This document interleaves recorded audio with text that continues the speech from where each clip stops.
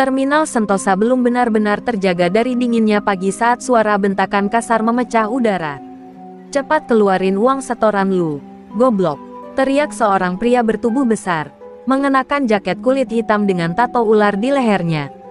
Dialah Dadan Palaka, preman paling ditakuti di terminal itu. Setiap hari, ia dan anak buahnya memalak para sopir bus yang baru saja tiba. Tak peduli tua, muda, miskin, atau lelah. Semua harus bayar uang keamanan, atau mereka akan dihajar tanpa ampun. Dua sopir muda dari bus antar kota yang baru datang mencoba bernegosiasi. Mereka bilang hari itu sepi penumpang, dan belum dapat cukup ongkos. Tapi sebelum mereka selesai bicara, sepatu Dadan sudah mendarat di perut salah satunya, membuat tubuhnya terhuyung jatuh ke aspal. Darah merembes dari bibirnya. Temannya ingin menolong, tapi dua anak buah Dadan langsung memegang lengannya dan memukulinya seperti karung tinju. Suara dentuman tubuh dan jeritan menggema di antara deretan bus yang masih memanas mesinnya. Beberapa sopir lain hanya bisa menunduk dalam diam, pura-pura sibuk membersihkan kaca depan atau memeriksa ban. Mereka tahu, melawan Dadan sama saja dengan menandatangani surat kematian. Dulu pernah ada sopir yang melawan. Sekarang dia hanya jadi cerita, hilang, entah kemana. Terminal Sentosa telah lama jadi sarang kekuasaan Dadan, dan aparat pun seolah tutup mata. Di salah satu sudut terminal, seorang sopir tua memperhatikan keributan itu dari balik kaca bus tuanya. Wajahnya penuh kerutan, rambutnya memutih, dan tangan kirinya gemetar pelan memegang cangkir kopi. Namanya Parono, ia baru sebulan ini pindah trayek ke terminal itu. Tak banyak bicara, tak suka bergaul. Orang-orang hanya tahu dia sopir bus malam jalur selatan. Tapi pagi itu, matanya tajam menatap Dadan, seolah sedang menilai, atau mengingat sesuatu. Dadan mendekat ke barisan bus lainnya, menandai target-target baru. Sambil mengisap rokok kretek, matanya menyapu seluruh terminal seperti seekor serigala lapar. Ia berhenti saat melihat Parono duduk santai di bangku sopir. Lu baru ya? Bus tua gitu pasti uangnya banyak tuh. Sini, setor dulu." Dadan menghampiri dengan gaya pongah, disusul dua anak buahnya yang tertawa mengejek.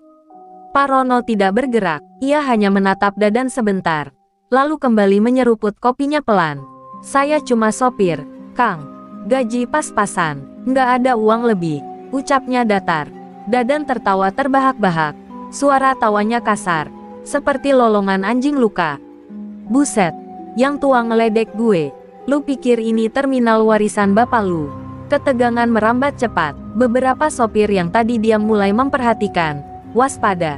Mereka tahu Dadan tak pernah suka dibantah. Tapi yang membuat suasana jadi ganjil adalah ekspresi Parono. Ia tak tampak takut, malah terlihat tenang. Terlalu tenang untuk seseorang yang sedang dihadapkan pada kemarahan Dadan Palaka. Dadan menatapnya tajam, seperti menilai apakah pria tua ini hanya gila atau memang tolol. Tapi satu hal pasti, pagi itu, Dadan telah menyentuh bara yang selama ini tertidur. Dan tanpa ia sadari, darah akan tumpah lebih banyak dari biasanya, dan bukan dari para sopir. Pagi itu, Dadan Palaka urung menghajar Parono. Entah kenapa, sorot mata sopir tua itu membuatnya mengernyit tak nyaman. Bukan karena takut, tapi seperti pernah melihat tatapan itu di masa lalu, tajam, tenang, dan menusuk batin. Tapi Dadan menepis rasa ganjil itu. Ia hanya mengancam dengan suara berat. "Besok gue tagih, Nek. Jangan sok tua lu." Lalu ia berlalu dengan anak buahnya sambil tetap meludah ke arah bus Parono. Hari berganti, terminal Sentosa kembali bising dengan suara klakson, teriakan kenek, dan letupan knalpot. Tapi obrolan di antara para sopir kini berubah. Mereka mulai memperhatikan Parono. Beberapa sopir yang biasanya acuh, malah mulai menyapanya dengan sopan. Ada sesuatu pada dirinya yang bikin mereka segan. Apalagi setelah kabar beredar bahwa Parono tidak disentuh Dadan. Satu hal yang belum pernah terjadi sebelumnya. Salah satu sopir muda, Denny, yang baru sebulan narik di trayek malam, memberanikan diri ngobrol. "Pak, kenapa nggak takut sama Dadan?" tanyanya sambil menyulut rokok. Parono hanya tersenyum. "Takut itu buat yang masih punya dosa, Den. Saya cuma narik buat makan. Kalau dipalak, ya saya lawan. Jawaban itu membuat Denny diam. Kalimatnya sederhana, tapi ada keyakinan yang dalam, seolah diucapkan bukan oleh sopir biasa, tapi oleh orang yang pernah hidup dalam dunia kekerasan dan keluar dengan luka yang belum sembuh.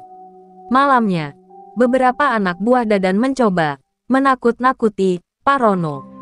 2 orang menyelinap ke busnya saat parkir, tapi saat mereka masuk, keadaan berubah aneh. Lampu bas padam tiba-tiba, dan udara menjadi dingin menusuk tulang. Suara langkah kaki pelan terdengar dari lorong tengah bas, padahal tak ada siapapun di dalam. Salah satu dari mereka kabur sambil teriak histeris, sementara yang satunya lagi pingsan dengan mata melotot ketakutan. Keesokan paginya, berita itu menyebar cepat. Ada yang bilang bas Parono berhantu. Ada juga yang mulai membisikkan hal lain. Konon, pria itu dulunya bukan sopir, tapi mantan jawara dari Jawa Tengah yang pernah menghilang setelah pembantaian keluarganya. Beberapa orang tua yang lebih lama narik mulai saling lirik, mencoba mengingat nama-nama dari masa lalu. Tapi nama Parono terasa asing, atau mungkin hanya samaran. Dadan mulai gerah. Harga dirinya sebagai penguasa terminal seperti digerogoti pelan-pelan. Ia tahu anak buahnya mulai takut, bukan pada dirinya, tapi pada sosok sopir tua itu. Di benaknya muncul rasa penasaran, tapi juga amarah. Kalau dia cuma sopir biasa, kenapa makin banyak yang tunduk? Pikirnya. Sementara itu, dalam diam, Dadan tak bisa menghilangkan satu mimpi buruk yang datang semalam. Ia melihat seorang pria tua bangkit dari darah dengan tubuh penuh luka, menatapnya tajam, tanpa suara, tapi penuh ancaman. Parono hanya diam setiap kali sorotan mata curiga mengarah padanya. Ia tahu, waktunya akan tiba. Ia tak berniat cari musuh, tapi jika Dadan Palaka ingin mencicipi dunia yang dulu pernah ia tinggalkan, maka ilmu rawa rontek yang selama ini tertidur, akan bangkit kembali. Langit malam menurunkan hujan gerimis ketika 2 anak buah Dadan, Ucup dan Jaka, kembali ke terminal dengan wajah pucat. Seharian mereka bersembunyi setelah kejadian semalam di bas Parono. Ucup menggigil meski tubuhnya panas, dan Jaka belum bisa bicara sejak sadar dari pingsan. Mereka duduk di pojokan warung kopi, tangan gemetar memegang cangkir, mata kosong seperti abis melihat hantu. Sopir-sopir lain mulai khawatir. Bukan karena Dadan, tapi karena apa yang bersemayam dalam diri Parono. Dadan, yang mendengar kabar itu dari mulut ke mulut, meledak. Masa 2 orang kalah sama satu kakek? Bentaknya sambil membanting meja di pos keamanan terminal. Ia tak percaya, anak buahnya bisa dipermalukan begitu saja. Egonya sebagai penguasa terminal tercabik. Tapi saat ia melihat langsung tatapan kosong Ucup dan Jaka, hatinya tercekat sejenak.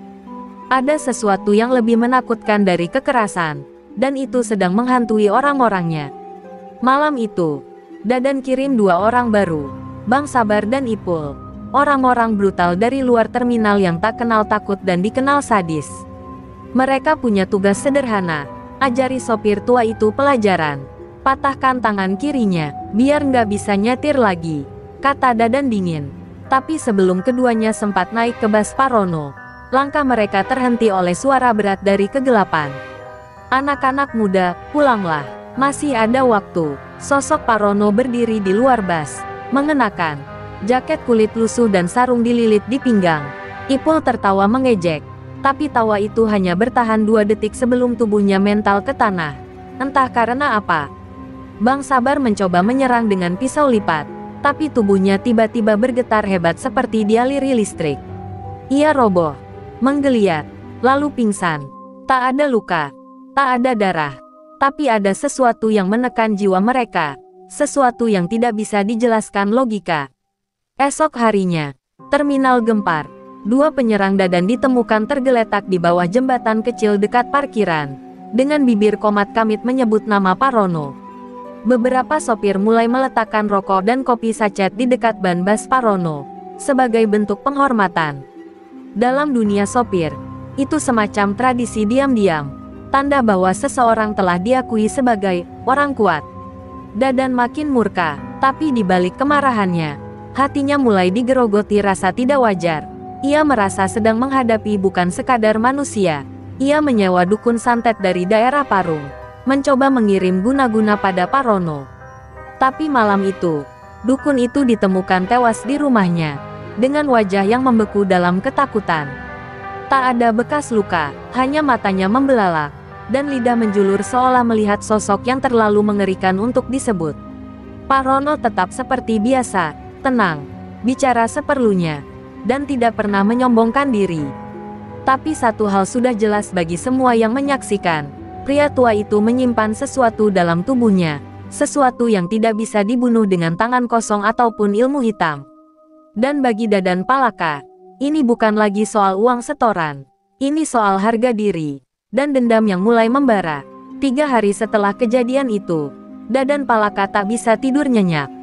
Setiap menutup mata, ia melihat sosok Parono berdiri dalam gelap, dengan darah menetes dari tubuhnya tapi tetap tegak, menatapnya.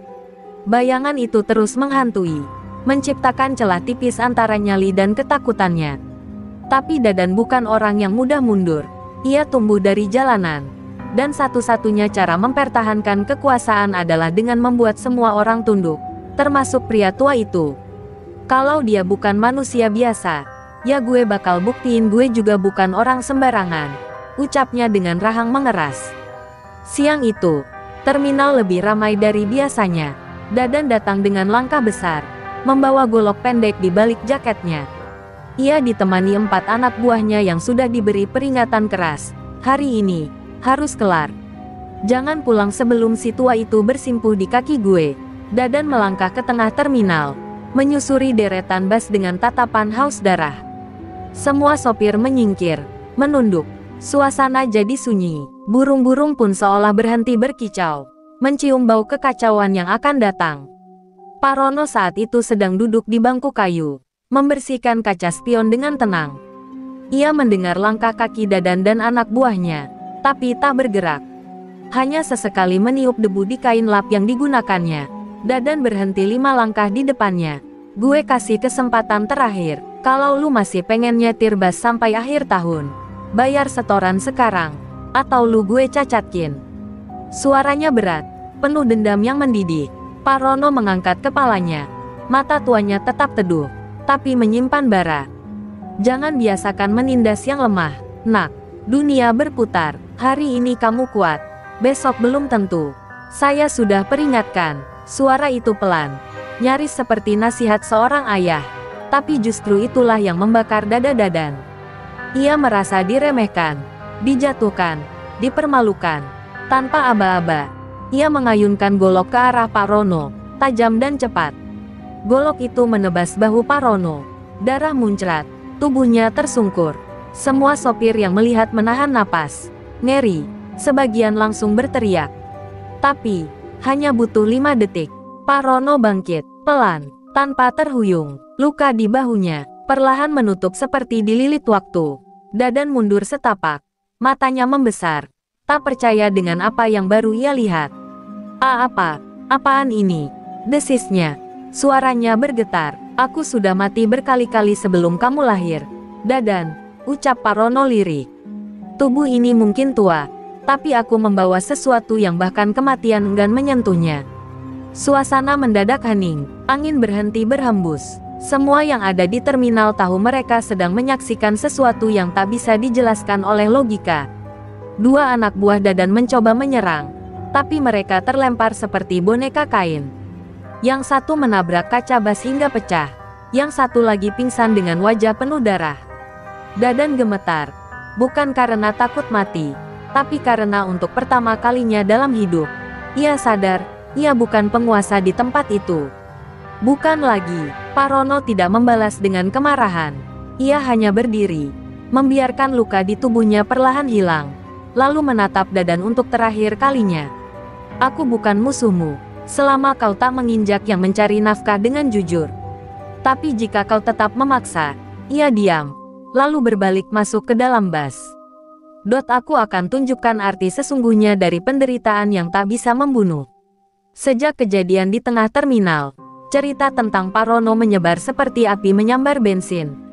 Para sopir membicarakannya dengan suara pelan, seolah takut disebut-sebut saja sudah bisa mengundang sosoknya.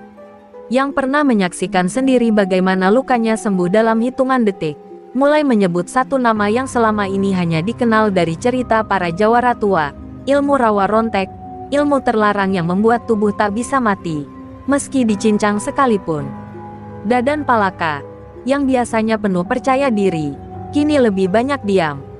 Setiap kali melintasi deretan bas, matanya liar mencari sosok Parono.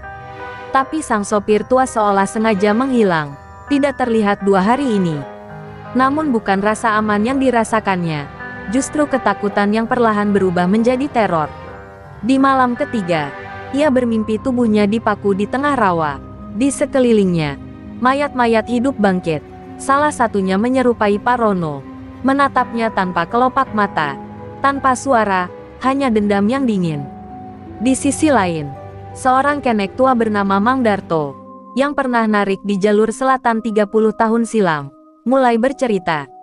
Ia mengaku pernah mendengar tentang Singo Wulung, seorang pendekar pengembara yang tubuhnya tidak bisa mati karena mewarisi ilmu rawa rontek dari seorang pertapa di Gunung Lawu. Ia hilang setelah keluarganya dibantai oleh pendekar bayaran.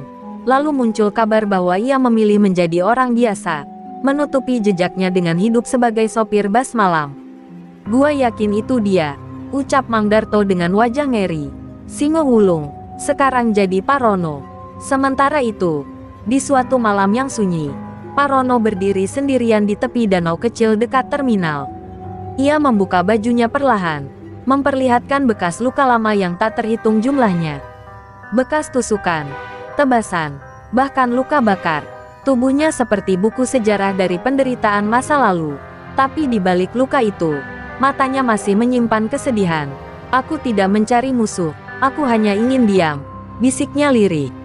Tapi dunia lama selalu datang, menyeretnya kembali pada darah yang tak pernah benar-benar mengering. Malam itu juga, seorang dukun tua datang diam-diam ke terminal. Wajahnya penuh goresan, kulitnya keriput, matanya tajam. Ia dikenal sebagai Ki Surya Geni, ahli ilmu gaib yang dulunya pernah satu aliran dengan para pertapa Gunung Lawu. Ia bicara hanya pada Mang Darto. Kalau benar dia bawa rawa rontek, maka satu-satunya yang bisa melumpuhkannya adalah ilmu panggilan tanah merah. Tapi itu ilmu terlarang, dan butuh tumbal darah yang besar. Sementara Dadan, yang masih menolak percaya penuh, mulai kehilangan kendali. Ia tak peduli lagi siapa Parono. Ia hanya ingin semua ini selesai. Maka dengan sisa ego dan dendam yang menggunung, ia mendatangi Ki Surya Geni dan berkata satu kalimat yang akan membuka pintu neraka. "Kalau harus ada yang mati, biar sekalian sekampung. Asal gue bisa lihat dia jatuh." Dan malam pun menunggu, karena saat ilmu rawa rontek bertemu tanah merah, dunia akan berguncang, dan terminal Sentosa akan menjadi medan pertempuran yang tak pernah tercatat dalam sejarah. Hujan deras mengguyur terminal Sentosa malam itu. Kilat menyambar langit seperti kemarahan langit yang belum menemukan muara.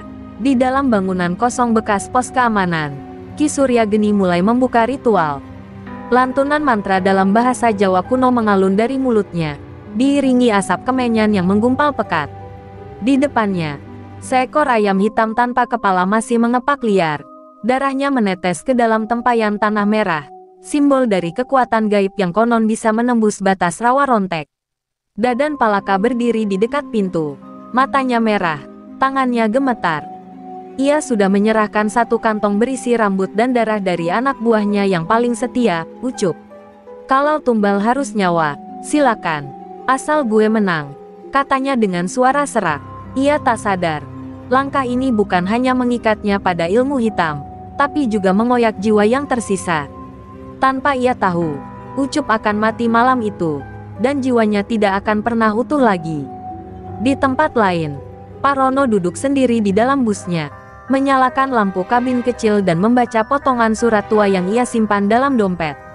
Surat dari istrinya yang sudah lama meninggal, satu-satunya pengingat tentang hidup yang pernah ia jalani dengan damai.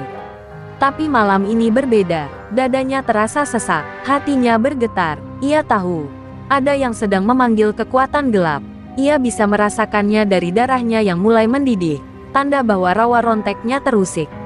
Pukul 2 dini hari, tanah terminal mulai basah oleh lumpur aneh. Tak seperti lumpur biasa, warnanya merah kehitaman, dan aromanya amis.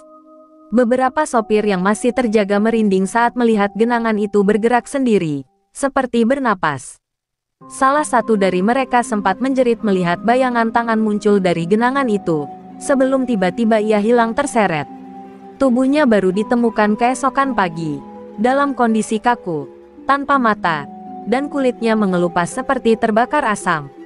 Dadan terbangun dari tidurnya di dalam pos, mendengar jeritan itu, tapi bukannya takut. Ia malah tersenyum dingin. Bagus, tanah merah udah lapar. Ia keluar, membawa sebilah keris warisan dari Ki Surya Geni. Keris itu berdenyut di genggamannya seperti hidup, haus akan darah yang akan segera ditumpahkan. Dalam benaknya, ia hanya ingin satu hal, membuat Pak Rono berlutut. Tapi ia tidak sadar, ia sedang menggali kubur untuk dirinya sendiri. Pak Rono berdiri di depan Bas, wajahnya murung. "Kenapa kau pakai jalan ini, Nak?" gumamnya pelan, seperti berbicara pada angin. Tapi angin tak menjawab, yang datang malah suara rintihan dari tanah. Suara orang-orang yang pernah dikorbankan dalam ritual gelap seperti ini. Dan ia tahu, kali ini bukan hanya tubuhnya yang akan diuji, tapi juga jiwanya. Karena ilmu rawa rontek bisa menyembuhkan luka, tapi tidak bisa menyembunyikan rasa sakit dari masa lalu. Saat dini hari hampir berlalu, dua kekuatan bertemu. Dadan Palaka, yang kini tubuhnya dibungkus energi hitam dan tanah merah yang mendidih, dan Pak Rono, dengan tubuh renta tapi mata yang mulai menyala kehijauan, tanda bahwa Roh Singo Wulung telah kembali menyatu dengannya. Terminal Sentosa tak lagi terasa seperti tempat manusia. Malam itu, tempat itu berubah menjadi panggung adu nyawa, dan bumi sendiri menolak menjadi saksi. Subuh belum juga menampakkan sinarnya, tapi terminal Sentosa sudah berubah menjadi medan sunyi yang menakutkan. Bus-bus terparkir seperti mayat raksasa, membisu menyaksikan dua sosok yang saling berdiri berhadapan di tengah aspal yang retak-retak. Di satu sisi, Dadan Palaka dengan tubuh yang kini dikelilingi aura merah pekat, seolah tanah itu sendiri menjalar di bawah kulitnya. Di sisi lain, Pak Rono berdiri tenang. Tubuh renta itu menyembunyikan kekuatan yang tak lagi bisa disembunyikan. Mata hijaunya bersinar lembut, namun menyimpan kedahsyatan ribuan luka yang pernah ia lalui. "Gue udah muak liat muka lo, Kek," seru Dadan sambil meludahkan darah segar dari mulutnya, tanda bahwa tubuhnya sudah tak sepenuhnya manusia. "Hari ini lo gue kubur hidup-hidup." Ia melesat cepat, melebihi kecepatan manusia biasa. Setiap langkahnya meninggalkan jejak retakan dan lumpur mendidih. Keris hitamnya terayun ke arah dada Pak Rono, cepat, beringas, dan mematikan. Tapi Pak Rono hanya memiringkan tubuhnya sedikit. Keris itu meleset, dan dalam gerakan lambat, tangan tuanya memegang lengan Dadan. Seketika, kilatan hijau menyambar, membuat tubuh Dadan terpental 2 meter, menghantam bodi Bas dan menyisakan penyok dalam. "Kau bukan lawan yang kucari, Dadan. Tapi jika kau memaksa, maka aku tak akan menahan diri lagi," ujar Pak Rono. Suaranya berat namun tenang, seperti langit yang sedang menahan badai. Dadan bangkit dengan teriakan menggema. Kulitnya mulai mengelupas, digantikan oleh tanah merah yang hidup, merayap naik hingga menutupi separuh wajahnya. Ia kini setengah manusia, setengah kutukan. Ia mengayun keris lagi, kali ini memanggil arwah-arwah dari genangan lumpur di terminal. 3 sosok hitam muncul, bentuknya menyerupai bayangan manusia, melolong seperti binatang, dan langsung menyerang Pak Rono dengan cakar-cakar mereka. Pak Rono berputar, menghindar, lalu menekan tanah dengan telapak tangannya. Cahaya hijau meledak dari dalam tanah, membakar bayangan-bayangan itu hingga lenyap menjadi asap. Ilmu rawa rontek bukan hanya untuk bertahan hidup, tapi juga untuk menenangkan arwah yang tersesat, bisiknya. Tapi belum sempat berdiri penuh, Dadan sudah datang lagi dengan hantaman keras ke wajahnya, membuat Pak Rono terlempar ke belakang dan menghantam dinding pos terminal. Darah mengucur dari pelipis Pak Rono, tapi tubuhnya bangkit lagi, dada yang robek perlahan menyatu, tulang yang patah kembali utuh. Tapi wajahnya kali ini tak lagi tenang. Ia menatap Dadan dengan mata penuh luka dan amarah. "Kau menolak diingatkan, maka kau harus menanggung sendiri akibat dari keinginanmu menantang alam dan nyawa." Suaranya rendah, tapi bergema sampai ke sudut-sudut terminal. Langit mulai memerah, entah karena fajar, atau karena pertarungan mereka telah mengguncang batas antara dunia manusia dan dunia gaib. Para sopir yang diam-diam mengintip dari jauh hanya bisa terdiam dalam ketakutan dan takjub. Karena malam itu, mereka menyaksikan sesuatu yang jauh lebih besar dari sekadar perebutan wilayah. Mereka melihat legenda hidup, bertarung dengan iblis yang mereka lahirkan sendiri. Langit menggantung kelabu di atas terminal Sentosa, sementara aspal masih panas oleh sisa pertarungan. Dadan Palaka berdiri terhuyung, tubuhnya nyaris tak berbentuk manusia lagi. Wajahnya separuh tertutup lumpur hidup, mata kanannya menyala merah menyala, dan kerisnya kini berdarah. Bukan darah Parono, tapi darah Ucup, anak buahnya yang dijadikan tumbal. Jiwa Ucup telah menyatu dalam tubuh Dadan, membuatnya kuat, namun juga menjerit dalam tubuh yang bukan miliknya. Teriakan itu menggema di kepala Dadan sendiri, membuat pikirannya mulai retak. Parono berjalan terlatih ke tengah terminal, bajunya koyak, wajahnya lebam, namun tubuhnya tetap memulihkan diri. Tapi bukan tubuh yang membuatnya berat, melainkan hatinya. Ia melihat sosok Dadan bukan sekadar musuh, tapi cermin dari masa lalunya. "Kau tahu, aku dulu juga seperti kau," ujarnya lirih, dipenuhi amarah, haus pembalasan, rela menukar segalanya demi kekuatan.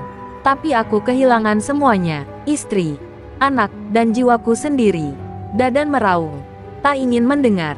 Ia menyerang lagi, kali ini lebih liar, lebih membabi buta. Tanah merah dari bawah terminal membentuk tangan-tangan raksasa yang menggenggam bas, melemparkannya ke arah Parono. Namun sang sopir tua berdiri tenang, dan dengan satu pukulan keras ke tanah, gelombang hijau menjalar memecah tanah, membuat tangan-tangan itu mencair dan bas jatuh menghantam keras ke aspal. Ledakan terdengar, kaca berserakan, tapi Parono tetap berdiri, seperti gunung yang tak bergeming di tengah badai. Di balik reruntuhan pos, Mang Darto menyaksikan semuanya dengan mata berkaca. Ia menggenggam liontin tua yang pernah diberikan Parono kepadanya bertahun lalu, satu-satunya benda yang menyimpan segel kekuatan sejati dari Singo Wulung. Kalau dia buka segel itu, semua bisa lenyap, termasuk nyawanya sendiri, gumamnya. Tapi ia tahu, saat ini bukan lagi soal menang atau kalah. Ini soal siapa yang bisa menyelamatkan nyawa yang tersisa, termasuk jiwa Dadan sendiri yang semakin karam. Sementara itu, Ki Surya Geni duduk dalam lingkaran api kecil, tersenyum bengis. Tanah merah sudah kenyang, tapi ia belum puas. Dia akan terus makan, sampai semua jadi abu. Ia menyadari satu hal, ia tak lagi bisa kendalikan Dadan sepenuhnya. Ilmu itu telah tumbuh sendiri, liar dan beringas. Ia menanam kutukan, tapi kini kutukan itu menumbuhkan neraka yang bahkan dia sendiri tak mampu padamkan. Parono menarik napas dalam-dalam. Di tangan kirinya, ia membuka ikatan kain yang membungkus pergelangan tangannya selama puluhan tahun. Di baliknya, sebuah luka melingkar berbentuk ular dan matahari, lambang dari Rontek Jagat, tingkatan tertinggi dari Rawa Rontek. Ia tahu, jika kekuatan ini dilepas, tidak akan ada jalan pulang. Tapi ia juga tahu, Dadan tak akan berhenti, sampai semuanya musnah. "Maafkan aku," bisiknya pada langit. Dengan teriakan membelah malam, Parono menginjak tanah dan tubuhnya diselimuti cahaya kehijauan yang menyilaukan. Rambutnya bergetar, tubuhnya tegap. Ia bukan lagi sekadar sopir. Ia adalah Singo Wulung, pendekar Rawa Rontek terakhir, bangkit untuk terakhir kali. Dadan yang melihat itu terdiam, dan untuk pertama kalinya, ketakutan terlihat jelas di matanya. Ia tahu, apapun yang akan terjadi selanjutnya, tidak ada jalan kembali. Terminal Sentosa menjadi sunyi, seperti dunia menahan napas, menunggu benturan terakhir antara kutukan dan pengorbanan. Langkah Parono kini menggetarkan tanah. Tubuhnya menyala dalam balutan cahaya hijau samar, seperti api abadi yang membakar pelan namun pasti. Setiap napasnya mengalun berat, mengandung ribuan luka dan doa-doa yang tak pernah sempat ia ucapkan. Di hadapannya, Dadan Palaka berdiri terpaku. Aura kebengisan yang tadi menguasainya, perlahan ditelan ketakutan purba, takut pada sesuatu yang tak bisa dijelaskan. seperti anak kecil yang melihat sosok ayahnya berubah menjadi dewa murka. Dadan, suara Parono lirih, namun menggema seperti guntur. Kau masih bisa berhenti. Serahkan keris itu, dan biarkan arwah Ucup kembali ke tempatnya.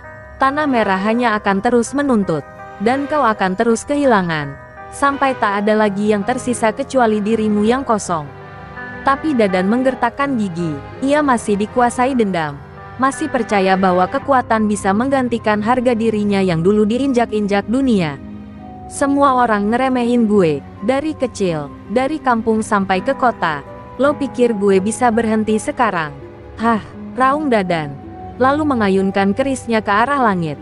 Cahaya merah meledak dari dalam tanah, membuat langit di atas terminal Sentosa menghitam seketika. Kilatan petir merah menyambar bas, membakar satu unit abis dalam sekejap. Sosok-sosok bayangan muncul lagi. Kali ini lebih besar, lebih menyerupai manusia tapi tanpa wajah. Mereka berdiri di belakang Dadan, seperti pasukan kutukan. Parono menutup mata. Dalam hatinya, ia mengucap satu mantra terakhir.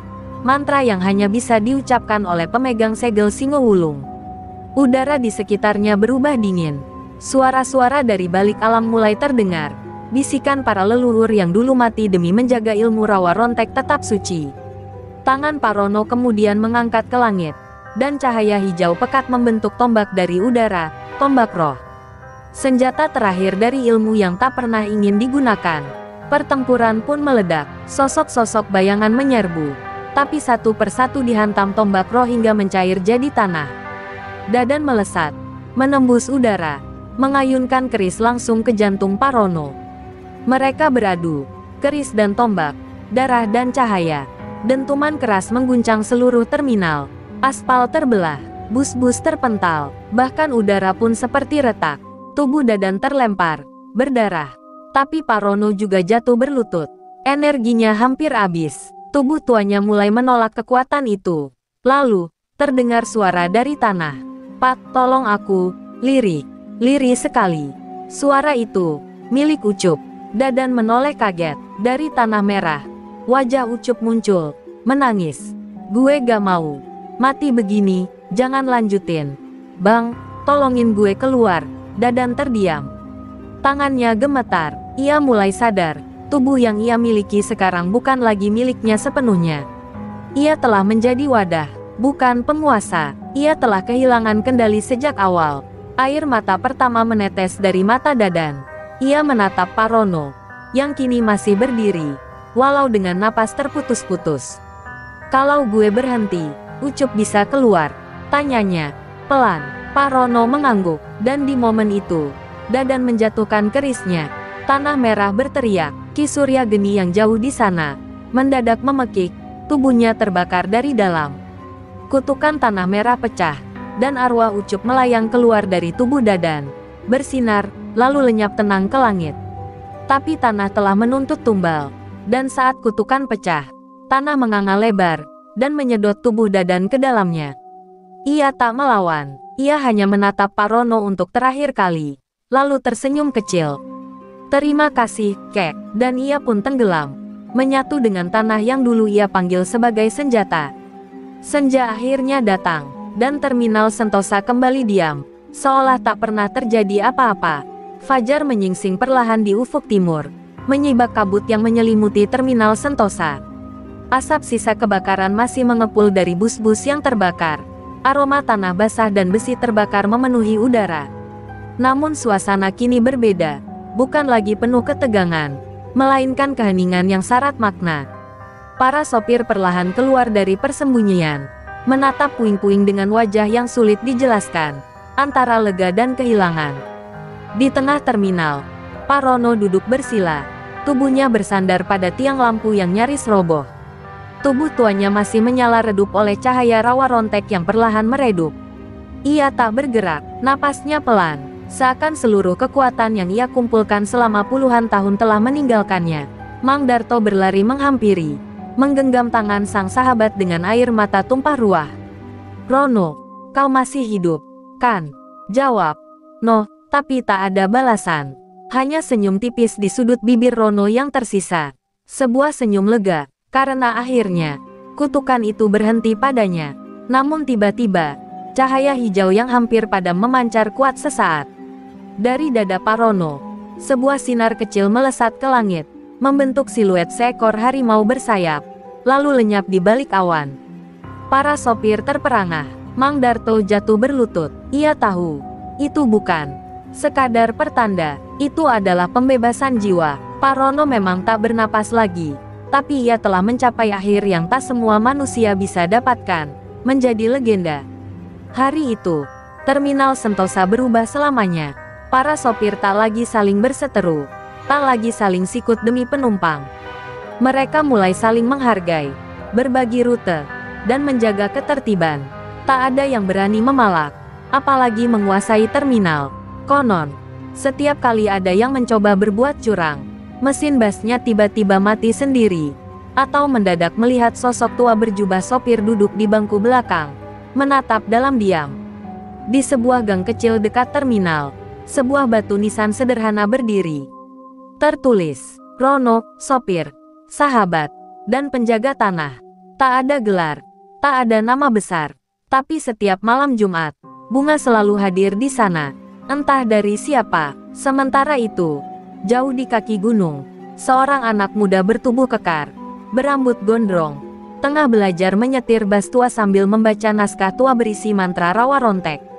Di balik naskah itu, tertera tulisan tangan Parono, "Jangan jadikan ilmu ini untuk menaklukkan, tapi untuk menjaga." Anak muda itu tersenyum. Ia adalah keponakan Parono yang selama ini dirahasiakan. Ia tahu, perjalanan barunya baru saja dimulai. Dan terminal Sentosa, ia tetap berdiri, tetap ramai. Tapi bagi mereka yang peka, terminal itu tak pernah benar-benar tidur. Kadang, saat malam sepi dan kabut turun, suara lonceng bas tua terdengar, padahal tak ada satupun bas yang lewat.